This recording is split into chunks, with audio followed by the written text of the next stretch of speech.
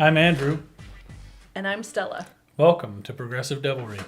To introduce ourselves and answer some quick questions, no, we are not affiliated with any religion. You may be asking, why the horns then? Well, the right side of the United States political spectrum tends to demonize progress of any kind, so we decided to roll with it. Sometimes it's easier to just own a title bestowed on you than fight against it. But be aware, this show is about dissecting politics through the lens of human rights and progress. Now that disclaimer's out of the way, we can tell you a bit about us. We are based in the center of Washington state, the literal line of division of the state's politics that straddles the right and the left. I grew up in central Washington, immersed in cowboy culture, chasing cattle through the sagebrush on horseback with a shotgun strapped to my saddle. I grew up near Seattle, sneaking off to Broadway and well before the rainbow crosswalks. And I walked in my first Pride Parade when I was 14. Our goal is to work through local, state, and national politics and help you hold your elected officials accountable, as well as navigate the confusing battleground that is our government processes. You may say, well, why don't you run then if you're so interested? Don't worry, we might. Be careful what you wish for. But for now, we are going to start here, and you never know. You might see Stella and Andrew on a city council ticket near you.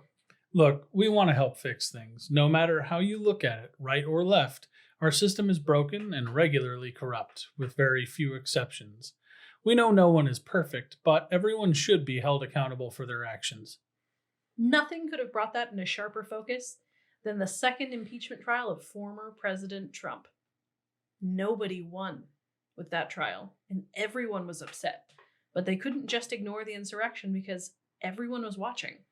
Like Senator Ted Cruz flying to Mexico to escape the conditions in his state, where people were dying because they had no power in freezing temperatures, due to him and his fellow Republicans deregulating the power grid in Texas, and then blaming renewable energy for the blackouts. Wind farms accounted for less than 13% of the outages, by the way, and less than 25% of the total power generation.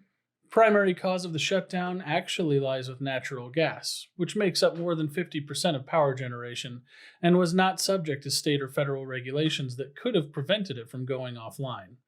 The entire point of deregulating the energy market in Texas was supposed to be keeping energy prices low and reliability up. In February 2021, it showed that that's not what happens in the worst-case scenario. Some residents had bills as high as $16,000. It's sweeping statements like blaming renewable energy rather than their choice to deregulate that we need to pay attention to. Most elected officials will do absolutely nothing or lie if they can get away with it. So we've created a channel that sheds light on issues that may affect you. And we're offering to help you boost attention to your own stories, no matter how small. If you have a suggestion or know of an important issue that you're having a hard time getting traction for, send us an email with a quick description to info@progressivedevilry.com.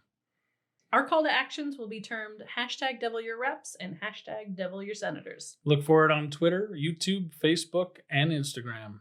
If you're interested in our content and want to know what's next, hit that subscribe button and you won't miss a thing. Our next episode will be about the background and history of the Progressive Party. Until next time, let's make progress. Hit that subscribe button to stay updated with us. And any sources we've used in today's episode are below or are available on our website at progressivedevilry.com.